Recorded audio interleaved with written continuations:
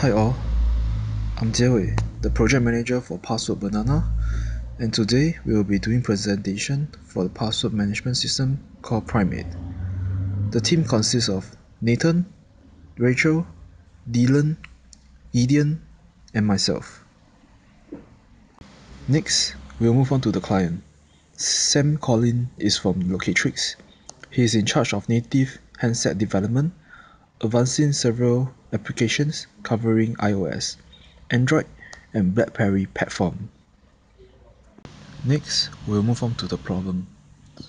Staff at Locatrix require a password management system to store their online account details such as username and password. Currently, they are using Password Gorilla to keep their account details safe. However, it has a poor user interface design and have some issue with OS X compatibility. Therefore, our client is requesting a development of an alternative which is called the Primate. What is Primate?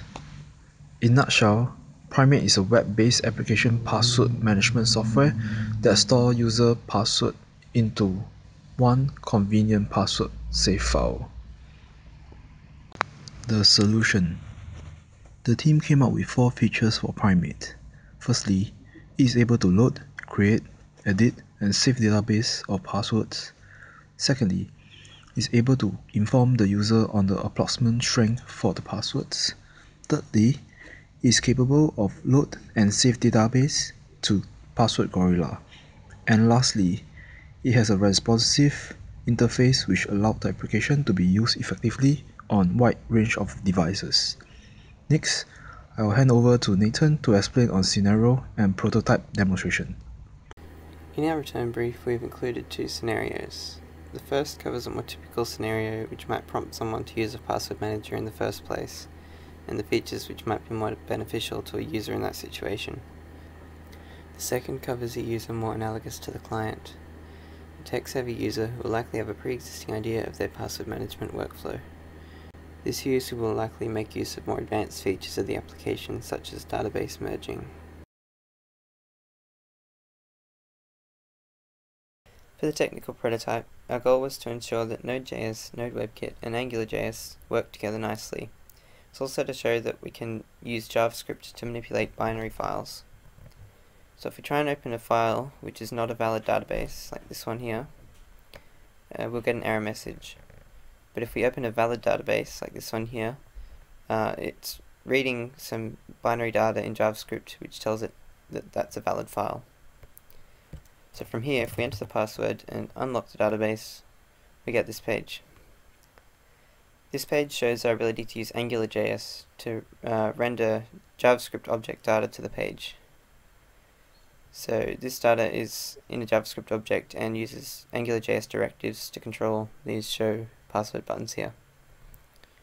So from there we can lock the database or close it to unload the file.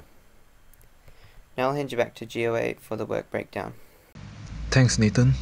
Next, I'll briefly explain the work breakdown. The project is broken down into 6 phases, which are preparation, planning, detailed design, implementation, testing, and development. It is spread across 15 weeks. Each phase shows the in-depth breakdown of tasking and how they are spread across the project timeline. The cost. The estimation hour to complete this project is 663 hours with the cost of $25,712.05. Risk analysis. We have considered some of the following risks.